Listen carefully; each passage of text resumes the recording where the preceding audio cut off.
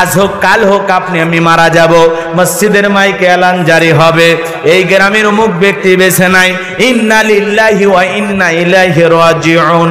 আপনি আমি মারা যাওয়ার পর, আপনার আমার মৃত্যুর সংবাদ শোনার পর, ছেলেটা কেঁদে বলবে বাবা নাই, মেয়েটা কেঁদে বলবে বাবা নাই, প্রিয়তমা স্ত্রী কেঁদে বলবে স্বামী নাই, মা বাবা বেঁচে থাকলে বলবে কলিজার ধনটা হারাইলাম।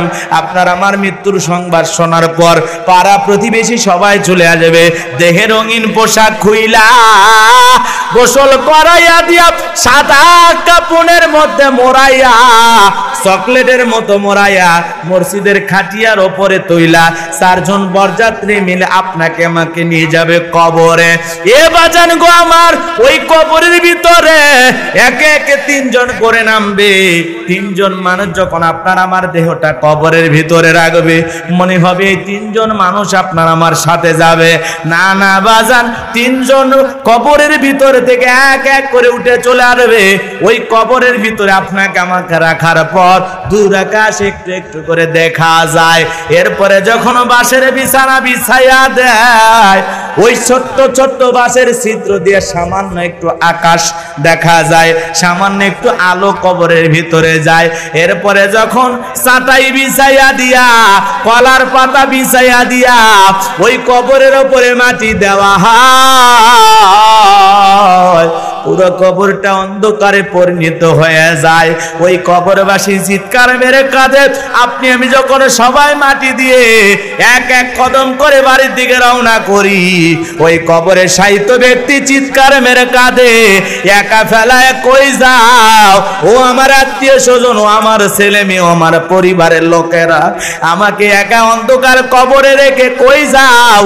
যেই কবরে জানালা নাই, দরজা নাই, মাটির বাড়ি, মাটির ঘর, মাটির হবে বিছানা, ওপরেতে বাঁশের ছাউনি, কবর নাম তার ঠিকানা। ওই অন্ধকার কবর বড় কঠিন জায়গা। বিশ্ব নবী ডেকে বলেন যে কবরে চলে গেল তার চাইতে অসহায় আর কেউ নাই। আমার নবীজি বলেন, ক্বালা ক্বালা রাসূলুল্লাহি সাল্লাল্লাহু আলাইহি সাল্লাম, ইন্নামাল কুবুরু রাউযাতুম মিন রিয়াদিল জান্নাহ আও হুফরাতুম মিন হুফারিন নার। রাহু তিরমিজি, তিরমিজি শরীফের হাদিস। বাজান গো আমার, বিশ্ব নবী ডেকে বলেন যে ব্যক্তির আমল ভালো, মৃত্যুর সঙ্গে সঙ্গে আল্লাহ পাক তার কবরটাকে জান্নাতের টুকরা বানায়া দেয়। বলুন সুবহানাল্লাহ। আমার নবীজি বলেন, আও হুফরাতুম মিন হুফারিন নার, যে ব্যক্তির আমল খারাপ, মৃত্যুর সঙ্গে সঙ্গে তার কবরটা হয়ে যাবে জাহান্নামের গর্ত। কেউ যদি গুনাহ নিয়ে কবরে যায়, ওই কবরে ডানে মাটি বামে চলে যাবে, বামের মাটি ডানে চলে যাবে, এমন জোরে চাপ দেবে বাজান, এক পাজরের হাড় অন্য পাজরের ভিতরে ঢুকে যাবে। লোকটা চিৎকার মেরে কান্নাকাটি করবে, আল্লাহকে ডেকে বলবে, আল্লাহ আর আযাব দিও না, কষ্ট দিও না, একটাবার দুনিয়াতে যাওয়ার সুযোগ করে দাও, এইবার গেলে আমি দুনিয়াতে নেক আমল করব। এ বাজান, আসার আর কোনো সুযোগ নাই। ওই কবরের ভিতরে অন্ধ ফেরেশতা রিমান্ডে নেবে, হাতুড়ি দিয়ে যখন মাথাতে বাড়ি মারবে, মাথাটা চূর্ণ বিচূর্ণ হয়ে যাবে।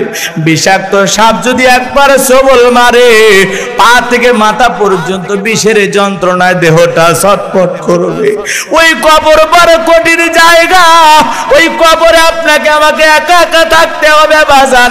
যতদিন নেক আমল না করতে পারবো, নেককার বান্দা না হতে পারবো, যতদিন আল্লাহর প্রিয় মুমিন বান্দা না হতে পারবো, ততদিন যেন আল্লাহ আমাদেরকে কবরে না নেয়।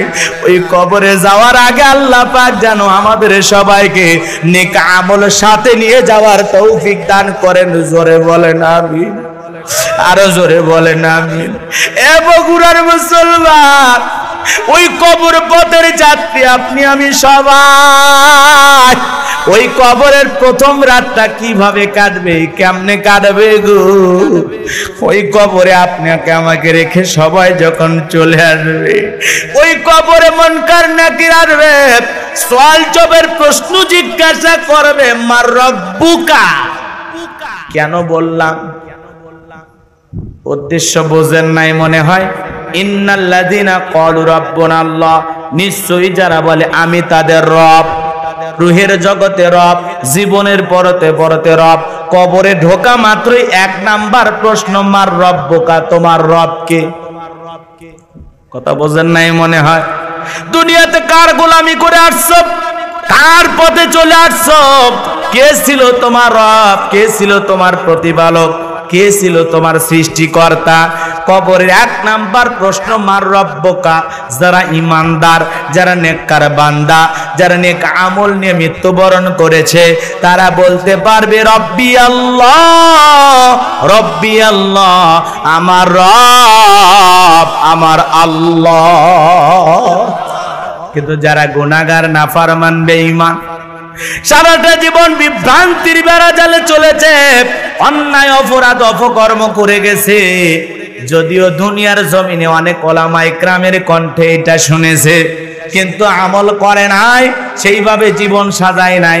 সুদ ঘুষ জিনা ব্যভিচার যা মনে চাইছে সব দুনিয়ার জমিনে করে গেছে। ওই ব্যক্তি মারা যাওয়ার পর এ বাজান গো আমার, যখন ফেরেশতারা জিজ্ঞাসা করবে মার রব্বুকা, বলেন তো ওই বদকার গুনাহগার কখনো কি উত্তর দিতে পারবে? পারবে না। এ বাজান গো আমার, লম্বা হয়ে যাবে, বিলম্ব করব না। হুজুর এত কথা কেন বলতেছেন? কারণ আছে, কারণ আছে। ওই কবরের 1 নাম্বার প্রশ্ন, মার রব্বুকা, তোমার রবকে, তোমার রবকে। তাহলে দুনিয়াতে সেই রবের গোলামি করার দরকার আছে না নাই? আরো জোরে বলেন, দরকার আছে না নাই? কেন রবের গোলামি করব? কারণ আসমান জমিনে আপনি আমি যা কিছু দেখতে পাই সবকিছু আল্লাহ পাক আপনারা আমাদের জন্য সৃষ্টি করেছেন। কথা বলে ঠিক কিনা? আমার আল্লাহ পাক বলেন, হুয়াল্লাযী খলাকালাকুম মা ফিল আরদি জামিআ। আল্লাহ ডেকে বলে, বান্দা পৃথিবীতে যা কিছু দেখো সব কিছু আমি আল্লাহ পাক তোমাদের জন্য সৃষ্টি করেছি। আমার নিয়ামত খাইবা, আমি আল্লাহর গোলামি করবা। বলেন তো তাহলে পৃথিবীর জমিনে যা কিছু দেখি সব কিছু আল্লাহ পাক কাদের জন্য সৃষ্টি করেছেন? আরো জোরে বলেন, কাদের জন্য? আমাদের জন্য। সব আয়োজন কাদের জন্য? আমাদের জন্য। আমরা হলাম আশরাফুল মাখলুকাত, আল্লাহর ভিআইপি সৃষ্টি। কথা বলেন ঠিক কিনা? এ বাজান গো আমার, সেই আশরাফুল মাখলুকাত, আল্লাহর প্রিয় সৃষ্টি, এই জমিনে যখন একটু রাজত্ব পায়, একটু পাওয়ার পায়, একটু ক্ষমতা পায়, নিজেকে রব বলে দাবি করে, আনা রব্বুকুমুল আলা। এরকম একজন জালেম পৃথিবীতে এসেছিল, ওর নাম কি? আরো জোরে বলেন। ইমানদারের রব কি? আউযু বিল্লাহি মিনাশ শাইতানির রাজীম। বিসমিল্লাহির রাহমানির রহিম। বিতাড়িত মোরতাদ শয়তানের কাছ থেকে আল্লাহ পাকের কাছে আশ্রয় প্রার্থনা চাচ্ছি। পরম করুণাময় অসীম দয়ালু আল্লাহর নামে শুরু করছি। ইন্নাল্লাযীনা ক্বালু রাব্বুনাল্লাহু সুম্মা ইসতাকামু تتنزل عليهم الملائكة ألا تخافوا ولا تحزنوا وأبشروا بالجنة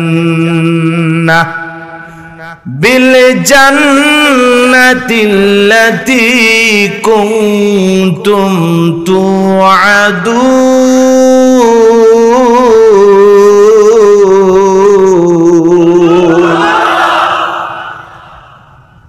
আমার আল্লাহ রাব্বুল আলামিন বলেন, ইন্নাল্লাযীনা ক্বালু রাব্বুনাল্লাহ, নিশ্চয়ই যারা বলে আমি তাদের রব, আমাদের রব কে? আরো জোরে বলেন কে? আসমানের দিকে একটা হাত তুলে সাক্ষী দিয়ে বলেন তো বাজান, আমাদের রব কি? আরো জোরে বলেন, আমাদের রব কি? আরো জোরে ডাক দিয়ে বলেন তো তো আমাদের রব কে? আরো জোরে ডাক দিয়ে বলেন তো আমাদের রব কে? হাতটা নামান। এই যে আল্লাহ আল্লাহ বলে ডাক দিলাম, আমাদের আল্লাহ খুশি না বেজার? জোরে বলেন বাজান, খুশি না বেজার? দুনিয়াতে যদি বাবাকে বাবা বলে ডাক দেওয়া হয়, বাবা খুশি হয় না বেজার হয়? মাকে মা বলে ডাক দিলে মা খুশি হয় না বেজার হয়? বাবাকে যদি অতিরিক্ত কয়েকবার বাবা বাবা ও বাবা বাবা বলে ডাক দেওয়া হয়, বাবার মেজাজ গরম হয়ে যায়। অত বাবা বাবা করিস কেন? তোর কি মরণের বিগার উঠছে? কথা বলে না কেন? মাকে যদি অতিরিক্ত কয়েকবার মা মা ও মা মা অত ম্যা ম্যা করিস কেন? তোর কি হয়েছে? কথা কর না কেন? ভাইকে যদি ডাক দেওয়া হয় ভাই ও ভাই ও ভাই, এ অত ভাই ভাই করিস কেন? আর একবার ভাই কইলে তোরে তুলে আছাড় মারবো। তার মানে কি? অতিরিক্ত কয়েকবার ডাক দিলে বাবারও মেজাজ গরম হয়, মায়ের মেজাজ গরম হয়, ভাইয়ের মেজাজ গরম হয়। কিন্তু এমন এক আল্লাহ পাইছি, কোটি কোটি বার ডাক দিলেও বিরক্ত হন না যিনি, তিনি কে? যত ডাকবেন বেশি তত হয় আমার আল্লাহ খুশি। বলুন আল্লাহু আকবার। তাহলে বলেন তো বাজান আমাদের রব কে? ইন্নাল্লাযীনা ক্বালু রাব্বুনাল্লাহ, আমার আল্লাহ পাক বলে নিশ্চয় যারা বলে আমি তাদের রব। আমাদের রব কি? রূহের জগতে আল্লাহ রাব্বুল আলামিন আমাকে আপনাকে প্রশ্ন করে বলেছিলেন, আলাস্তু বিরাব্বিকুম, আমি কি তোমাদের রব নই? আমরা সেদিন সবাই জবাব দিয়ে বলেছিলাম ক্বালু বালা, অবশ্যই আপনি আমাদের রব। বলেন আল্লাহু আকবার। বাজান গো আমার, হৃদয়ের কান পেতে কথাগুলো শুনবেন। যে কথা বলতে চাচ্ছিলাম গভীর মনোযোগ দিয়ে কথাগুলো শুনবেন। তাহলে রূহের জগতে আমরা সাক্ষী দিলাম আপনি আমাদের রব। এই পৃথিবীতে আল্লাহ রাব্বুল আলামিন আপনার আমার জন্য যে কিতাবটি নাজিল করেছেন, এই কিতাবের প্রথম যে আয়াতে কারিমা নাজিল হয়েছিল, একসঙ্গে 5টি আয়াতে কারিমা নাজিল হয়েছিল। এর 1 নাম্বার আয়াত ইকরা বিসমি রাব্বিকাল্লাযী খলাক, পড়ো তোমার রবের নামে যিনি তোমাদেরকে সৃষ্টি করেছেন। বলেন তো আয়াতের মধ্যে রব শব্দ আছে না নাই? আরো জোরে বলেন আছে না নাই? ইকরা বিসমি রাব্বিকাল্লাযী খলাক, পড়ো তোমার রবের নামে যিনি তোমাদেরকে সৃষ্টি করেছেন। এই রবের জ্ঞান শিক্ষা দেওয়া হয় কোথায়? মাদ্রাসায়। জোরে বলেন কোথায়? আরো জোরে বলেন কোথায়? কত বাচ্চা কাচ্চা আছে কলেজ ইউনিভার্সিটিতে পড়াশোনা করে, মারেও সালাম দেয় না, বাবারেও সালাম দেয় না। মাঝে মাঝে পালসার গাড়ি নিয়ে এলাকায় ঘরে পেশাব লাগলে গাড়ি আটকায়া কুকুরের মতো দাঁড়িয়ে থেকে পেশাব করে, বসেও না। এরকম ভালো ছেলে আপনাদের এলাকায় আছে না নাই? ছোট্ট বাচ্চা মাদ্রাসায় পড়ে, 7-8 বছর বয়স, কিভাবে পেশাব করতে হবে, কিভাবে ডেলাকুলো ব্যবহার করতে হবে ওস্তাদ শিখায়া দিয়েছে। বাবা শোনো, কঠিন কিয়ামতের ময়দানে অনেক মানুষ নামাজ রোজা এগুলো করার পরেও জাহান্নামে যাবে। কারণ হলো পেশাব থেকে যারা পবিত্রতা অর্জন করতে পারবে না, পেশাব থেকে শুধু পবিত্রতা অর্জন না করার কারণে অনেক মানুষকে শাস্তি হিসাবে জাহান্নামে যেতে হবে। বলেন তো পেশাব থেকে পবিত্র হওয়ার দরকার আছে না নাই? তাহলে কত বড় একটা গুরুত্বপূর্ণ বিষয়, কথা বলেন ঠিক কি না? আজকে মুসলমান আমরা অনেকে আছি পেশাব করে পানিও ব্যবহার করি না, টিস্যু ব্যবহার করি না, ঢেলেকুলো ব্যবহার করি না। কথা কর না কেন? বলেন তো কুকুর পেশাব করে পানি নেয়, কথা কর না কেন? ও সারা জীবন পেশাব করে পানি নেয় না। এক শ্রেণীর মানুষ আছে যারা ইমানদার মুসলমান পরিচয় দেয়, মুসলমানের ঘরে জন্ম, এরপরে পেশাব করে পানি নেয় না। বয়স হয়েছে 30, 40, 50। কথা কন না কে? এক বেটা কোনো ওয়াজি শোনে না, হুজুর দেখতেই পারে না। একজন জোর করে বলছে, ভাই চল আলাদিপুর মাহফিল হয়, ভালো একটা হুজুর আসতেছে, একটু আলোচনা শুনে আসি। ও তো সহ্যই করে না হুজুরদেরকে। আজকের আলোচনা শোনার পর মনে করেন আমার আগে যিনি আলোচনা করেছেন উনি ঢিলে কুলুপ নিয়ে আলোচনা করেছেন, পেশাব থেকে পবিত্রতা হওয়া লাগবে কিভাবে আলোচনা করেছেন, পেশাব থেকে পবিত্রতা অর্জন না করলে জাহান্নামের শাস্তির কথা বলেছেন। এই আলোচনা শোনার পর একজন ইমানদার চিন্তা করলো, এতদিন যা ভুল করছি আর কোনোদিন ভুল করা যাবে না, এখন থেকে পেশাব করে পানি ব্যবহার করব। এই কথা চিন্তা করে মাহফিল যখন শেষ হয়ে গেল বাড়ির দিকে রওনা করেছে। অন্ধকার রাত, পেশাবের দিয়েছে চাপ, এইবার পেশাব শুরু করছে। পেশাব করার পরে চিন্তা করলো ঢেলে কুলুপ কোনো কিছুই তো নাই, টিস্যু নাই, পানিও নাই, ঢেলে কুলুবও নাই, কি করা যায়? হুজুর বলছে কিছু না পারলে অন্তত বালু মাটি দিয়ে হলেও ঠেকা কাজটা পারি দেওয়া লাগবে। হুজুরের কথা আমল করতে যায়া রাস্তার বালু জড়ায়া যখন জায়গা মতো দিছে, কিছু ছিল লাল পিঁপড়া, ইঞ্জেকশন দেওয়া শুরু করছে। তখন বলে এই জন্যই তো আমি হুজুরদের দেখতে পারি না। দোষ কি হুজুরের নাকি ওর আমলের? অন্ধকার রাত্রিতে টর্চ লাইট মনে দেখা লাগবে আসলে কিছু আছে কিনা। কথা গন্নাকা এ বাজান হাসির চলে যদিও কথাটা বললাম, কিন্তু একটু খেয়াল করে বুঝবেন অনেক মুসলমান আছে এরকম, আছে না নাই? জোরে বলেন আছে না নাই? এই জন্য বাজান গো আমার খুব খেয়াল করে কথাগুলো শুনবেন। ছোট্ট বাচ্চা মাদ্রাসায় পড়ে, পেশাব করে পানি নাই, বাবারেও সালাম দেয়, মারে সালাম দেয়, এলাকার মুরব্বী দেখে সালাম দেয়, যুবক দেখে সালাম দেয়। কি সুন্দর আদব কায়দা ব্যবহার। মানুষের মতো মানুষ যদি সন্তানকে বানাইতে চান, মাদ্রাসায় পড়ানো ছাড়া বিকল্প কোন রাস্তা খোলা নাই। কথা বলেন ঠিক কিনা?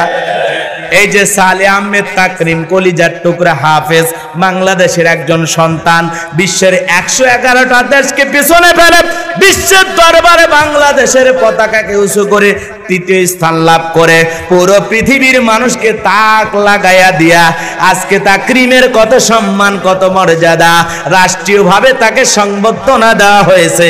কথা বলেন ঠিক কিনা? জীবনের পরতে পরতে যেই সূরাটা বেশি তেলাওয়াত করি, যেই সূরাটা না পড়লে আমাদের নামাজ হয় না, সূরাতুল ফাতিহার 1 নাম্বার আয়াত। জবান ছেড়ে সবাই বলুন আলহামদুলিল্লাহি রাব্বিল আলামিন। এই আয়াতের ভিতরে রব শব্দ আছে না নাই? সমস্ত প্রশংসা, যাবতীয় প্রশংসার একমাত্র মালিক তিনি, সৃষ্টিকুলের রব, আমাদের প্রতিপালক, আমাদের আল্লাহ যিনি। বলেন আল্লাহু আকবার। তাহলে আয়াতের ভিতরে রব শব্দ আছে না নাই? এরপরে আপনি আমি যখন রুকুতে যাই কি তাসবিহ পড়ি? সুবহানা রাব্বিয়াল আযীম, সুবহানা রাব্বিয়াল আযীম। রব শব্দ আছে না নাই? এরপরে আপনি আমি যখন রুকু থেকে দাঁড়াই কি বলি? রব্বানা লাকাল হামদ। রব শব্দ আছে না নাই? এরপরে আপনি আমি যখন সিজদায় মাথাটা নত করি ওই সময় কি বলি? সুবহানা রাব্বিয়াল আ'লা, সুবহানা রাব্বিয়াল আ'লা, আ'লা, আ'লা। কথা বলেন না কেন? রব শব্দ আছে না নাই? এত সুন্দর করে পড়ে কিছু কিছু মুসল্লি এত তাড়াহুড়া করে সুবহানাল্লাহ, সুবহানাল্লাহ, কি যে বলতেছে ও নিজেও জানে না। কথা কন না কেন? খালি ফুসফুস শোনা যায় আর কিছু বোঝা যায় না। সুন্দর করে বলতে হবে সুবহানা রাব্বিয়াল আ'লা, আ'লা, আ'লা। কথা বলেন না কেন? আল্লাহ আমাদের বোঝার তৌফিক দান করুন। জোরে বলেন আমিন। আর ও খালি সুবহানাল্লাহ বলতেছে না, সবিনের তেল বলতেছে, ও ভালো জান। কথা বলেন ঠিক কিনা? এ মুসলমান আল্লাহর গোলাম, নামাজ যখন শেষ হয়ে যায় আল্লাহ পাকের কাছে দুহাত তুলে আমরা কি বলি? রব্বানা আতিনা ফিদ দুনিয়া হাসানাতাও ওয়া ফিল আখিরাতি হাসানাতাও ওয়া কিনা আযাবান নার। সূরা বাকারার 201 নম্বর আয়াত। আল্লাহ রাব্বুল আলামিনের কাছে প্রার্থনা করে বললাম, হে আমাদের রব, আমাদেরকে দুনিয়ার কল্যাণ দান করো, আখিরাতের কল্যাণ দান করো, আর কঠিন জাহান্নামের আগুন থেকে মুক্তি দাও। তাহলে ইহকাল পরকালের কল্যাণ দেওয়ার একমাত্র মালিক কে? জাহান্নামের আগুন থেকে মুক্তি দেওয়ার মালিক কে? তাহলে বলেন তো চাওয়া লাগবে কার কাছে? রবের কাছে। জোরে বলেন কার কাছে? এ বাজান গো আমার, পবিত্র কুরআনুল কারীমের 175 জায়গায় রব শব্দ আছে। পবিত্র কুরআনুল কারীমের সর্বশেষ যে সূরা, সূরাটির নাম হলো নাস, তার 1 নাম্বার আয়াত, কুল আউযু বিরাব্বিন নাস। এই আয়াতের ভিতরেও রব শব্দ আছে না নাই?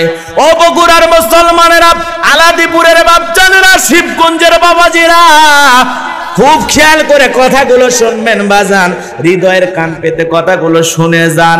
জীবনের পরতে পরতে সব জায়গায় রব রব। আজ হোক কাল হোক আপনি আমি মারা যাব, মসজিদের মাইকে এলান জারি হবে, এই গ্রামের অমুক ব্যক্তি বেছে নাই, ইন্না লিল্লাহি ওয়া ইন্না ইলাইহি রাজিউন। আপনি আমি মারা যাওয়ার পর, আপনার আমার মৃত্যুর সংবাদ শোনার পর, ছেলেটা কেঁদে বলবে বাবা নাই, মেয়েটা কেঁদে বলবে বাবা নাই, প্রিয়তমা স্ত্রী কেঁদে বলবে স্বামী নাই, মা বাবা বেঁচে থাকলে বলবে কলিজার ধনটা হারাইলাম। আপনার আমার মৃত্যুর সংবাদ শোনার পর পাড়া প্রতিবেশী সবাই চলে আসবে, দেহে রঙিন পোশাক খুইলা, গোসল করাইয়া দিয়া, সাদা কাপড়ের মধ্যে মোড়াইয়া, চকলেটের মতো মোড়াইয়া, মসজিদের খাটিয়ার ওপরে তৈলা, 4 জন বরযাত্রী মিলে আপনাকে আমাকে নিয়ে যাবে কবরে। এ বাজান গো আমার, ওই কবরের ভিতরে একে একে 3 জন করে নামবে। 3 জন মানুষ যখন আপনার আমার দেহটা কবরের ভিতরে রাখবে, মনে হবে এই 3 জন মানুষ আপনার আমার সাথে যাবে। না না বাজান, 3 জন কবরের ভিতরে থেকে এক এক করে উঠে চলে আসবে। ওই কবরের ভিতরে আপনাকে আমাকে রাখার পর দূর আকাশ একটু একটু করে দেখা যায়।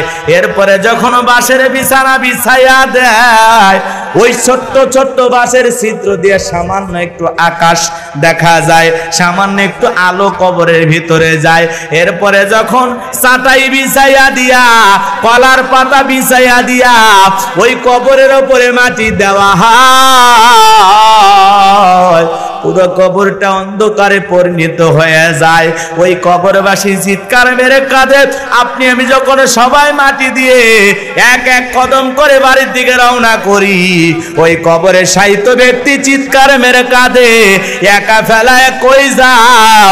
ও আমার আত্মীয় স্বজন, ও আমার ছেলে মেয়ে, আমার পরিবারের লোকেরা, আমাকে একা অন্ধকার কবরে রেখে কই যাও? যেই কবরে জানালা নাই, দরজা নাই, মাটির বাড়ি, মাটির ঘর, মাটির হবে বিছানা, ওপরেতে বাঁশের ছাউনি, কবর নাম তার ঠিকানা। ওই অন্ধকার কবর বড় কঠিন জায়গা। বিশ্ব নবী ডেকে বলেন যে কবরে চলে গেল তার চাইতে অসহায় আর কেউ নাই। আমার নবীজি বলেন, ক্বালা ক্বালা রাসূলুল্লাহ সাল্লাল্লাহু আলাইহি সাল্লাম, ইন্নামাল কুবুরু রাউযাতুম মিন রিয়াদিল জান্নাহ আও হুফরাতুম মিন হুফারিন নার। রাহু তিরমিজি, তিরমিজি শরীফের হাদিস বাজান গো আমার। বিশ্ব নবী ডেকে বলেন, যে ব্যক্তির আমল ভালো, মৃত্যুর সঙ্গে সঙ্গে আল্লাহ পাক তার কবরটাকে জান্নাতের টুকরা বানায়া দেয়। বলুন সুবহানাল্লাহ। আমার নবীজি বলেন, আও হুফরাতুম মিন হুফারিন নার, যে ব্যক্তির আমল খারাপ, মৃত্যুর সঙ্গে সঙ্গে তার কবরটা হয়ে যাবে জাহান্নামের গর্ত। কেউ যদি গুনাহ নিয়ে কবরে যায়, ওই কবরে ডানে মাটি বামে চলে যাবে, বামের মাটি ডানে চলে যাবে, এমন জোরে চাপ দেবে বাজান, এক পাজরের হাড় অন্য পাজরের ভিতরে ঢুকে যাবে। লোকটা চিৎকার মেরে কান্নাকাটি করবে, আল্লাহকে দেখে বলবে, আল্লাহ আর আযাব দিও না, কষ্ট দিও না, একটাবার দুনিয়াতে যাওয়ার সুযোগ করে দাও, এইবার গেলে আমি দুনিয়াতে নেক আমল করব। এ বাজান আসার আর কোনো সুযোগ নাই। ওই কবরের ভিতরে অন্ধ ফেরেশতা রিমান্ডে নেবে, হাতুড়ি দিয়ে যখন মাথাতে বাড়ি মারবে মাথাটা চূর্ণ বিচূর্ণ হয়ে যাবে। বিষাক্ত সাপ যদি একবার সবল মারে পা থেকে মাথা পর্যন্ত বিষের যন্ত্রণায় দেহটা ছটফট করবে। ওই কবর বড় কঠিন জায়গা, ওই কবরে আপনাকে আমাকে একা একা থাকতে হবে বাজান। যতদিন নেক আমল না করতে পারবো, নেককার বান্দা না হতে পারবো, যতদিন আল্লাহর প্রিয় মুমিন বান্দা না হতে পারবো, ততদিন যেন আল্লাহ আমাদেরকে কবরে না নেয়।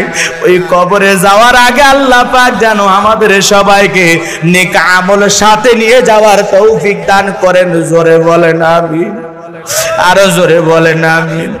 এ বগুড়ার মুসলমান, ওই কবর পথের যাত্রী আপনি আমি সবাই ওই কবরের প্রথম রাতটা কিভাবে কাটবে, কেমনে কাটবে গো?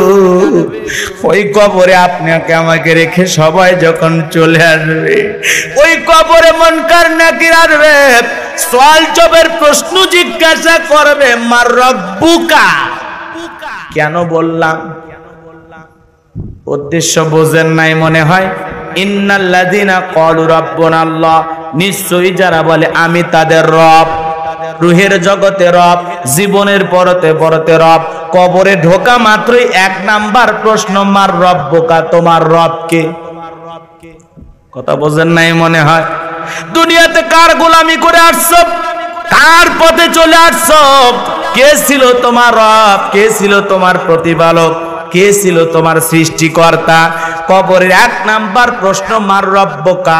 যারা ইমানদার, যারা নেককার বান্দা, যারা নেক আমল নিয়ে মৃত্যুবরণ করেছে, তারা বলতে পারবে রব্বি আল্লাহ, রব্বি আল্লাহ, আমার রব আমার আল্লাহ। কিন্তু যারা গুনাহগার, নাফরমান, বেঈমান, সারাটা জীবন বিভ্রান্তির বেড়া জালে চলেছে, অন্যায় অপরাধ অপকর্ম করে গেছে, যদিও দুনিয়ার জমিনে অনেক ওলামা ইকরামের কণ্ঠে এটা শুনেছে, কিন্তু আমল করে নাই, সেইভাবে জীবন সাজায় নাই, সুদ ঘুষ জিনা ব্যভিচার যা মনে চাইছে সব দুনিয়ার জমিনে করে গেছে। ওই ব্যক্তি মারা যাওয়ার পর এ বাজান গো আমার যখন ফেরেশতারা জিজ্ঞাসা করবে মার রব্বুকা, বলেন তো ওই বদকার গুনাহগার কখনো কি উত্তর দিতে পারবে? পারবে না। এ বাজান গো আমার লম্বা হয়ে যাবে, বিলম্ব করব না। হুজুর এত কথা কেন বলতেছেন? কারণ আছে, কারণ আছে। ওই কবরের এক নাম্বার প্রশ্ন, মার রব্বুকা, তোমার রবকে, তোমার রবকে। তাহলে দুনিয়াতে সেই রবের গোলামি করার দরকার আছে না নাই? আরো জোরে বলেন, দরকার আছে না নাই? কেন রবের গোলামি করব? কারণ আসমান জমিনে আপনি আমি যা কিছু দেখতে পাই সবকিছু আল্লাহ পাক আপনারা আমাদের জন্য সৃষ্টি করেছেন। কথা বলেন ঠিক কিনা? আমার আল্লাহ পাক বলেন, হুয়াল্লাযী খলাকালাকুম মা ফিল আরদি জামিআ। আল্লাহ ডেকে বলে, বান্দা পৃথিবীতে যা কিছু দেখো সব কিছু আমি আল্লাহ পাক তোমাদের জন্য সৃষ্টি করেছি। আমার নিয়ামত খাইবা, আমি আল্লাহর গোলামি করবা। বলেন তো তাহলে পৃথিবীর জমিনে যা কিছু দেখি সবকিছু আল্লাহ পাক কাদের জন্য সৃষ্টি করেছেন? আরো জোরে বলেন, কাদের জন্য? আমাদের জন্য। সব আয়োজন কাদের জন্য? আমাদের জন্য। আমরা হলাম আশরাফুল মাখলুকাত, আল্লাহর ভিআইপি সৃষ্টি। কথা বলেন ঠিক কিনা? এ বাজান গো আমার, সেই আশরাফুল মাখলুকাত আল্লাহর প্রিয় সৃষ্টি এই জমিনে যখন একটু রাজত্ব পায়, একটু পাওয়ার পায়, একটু ক্ষমতা পায়, নিজেকে রব বলে দাবি করে, আনা রব্বুকুমুল আলা। এরকম একজন জালেম পৃথিবীতে এসেছিল, ওর নাম কি? আরো জোরে বলেন। ইমানদারের রব কে? আরো জোরে বলেন কে? অন্তরের মধ্যে ভয় থাকতে হবে কার? রবের না র‍্যাবের? র‍্যাবকে ভয় করবে তারা দুর্নীতিবাজ, যারা চোর বাটপার ডাকাত, যারা। এই যে একজনের রিকশা চুরি হয়ে গেছিল, শামীম নাম, কথা কন না কে? সেই ভাইরাল খবর, রিকশা চুরি করে গেছিল, রিক্সা চোরেরা চুরি করে নিয়ে চলে গেছে, ছেলেটা বড় বিপদে পড়ে গেছে। আহারে, সাংবাদিক ভাইরা ধরেছে, পরে র্যাবের ভাইরা জানার পর ওই ছেলেটাকে একটা নতুন রিক্সা কিনে দিয়েছে। এই যে আজকের খবর, ওই চুরি করা রিক্সাটা র্যাবের ভাইরা বের করেছে। শুধু একটা রিক্সা না, সাথে আরো 2টা রিক্সা বের করেছে। আর যারা চুরি করে ওরা বলতেছে আমরা বিভিন্ন ভাবে তাল বাহানায় চুরি করে, আমরা কখনো মেয়ে মানুষ প্যাসেঞ্জার তুইলা তাদেরকে দিয়ে চুরির নাটক সাজাই, কখনো আমরা নিজেরা নাটক সাজাই। 500 টাকার 1000 টাকার নোট দিয়ে বলি যাও এটা খুরসা করে নিয়ে আসো, ও খুরসা করে আনতে গেছে, আমরা এদিকে রিক্সা নিয়ে পালিয়ে যাই। এই যে ধান্দাবাজি, মলম পাতির লোক চিনবেন না। 2 ঘন্টা গল্প করতে করতে আপনারে বলবে ভাই আমার বাড়ির গাছের সাগর কলা একটু খান, খায়া দেখবেন আপনি রংপুর মেডিকেল। তখন চিন্তা করলেন কি ব্যাপার, আমি গরুর ব্যবসা করে আসলাম, গাবতুলি, আমার পকেটে কোমরে ছিল টাকা, তো টাকা গেল কই, আমি তখন হাসপাতালের বেডে। এজন্য মানুষ অল্পতে আমরা বিশ্বাস করি, আমরা বাঙালি জাতি বড় ভোলা ভালা। কথা কর না কেবা, আমরা কি ভোলা ভালা, সহজ সরল, অল্পতেই মানুষকে বিশ্বাস করি, এই জন্য জীবনে বারবার ঠকি। কথা বলেন না কেন? আর যদি চালাক হইতাম জীবনে কোনোদিন চোরে চুরি করতে পারত।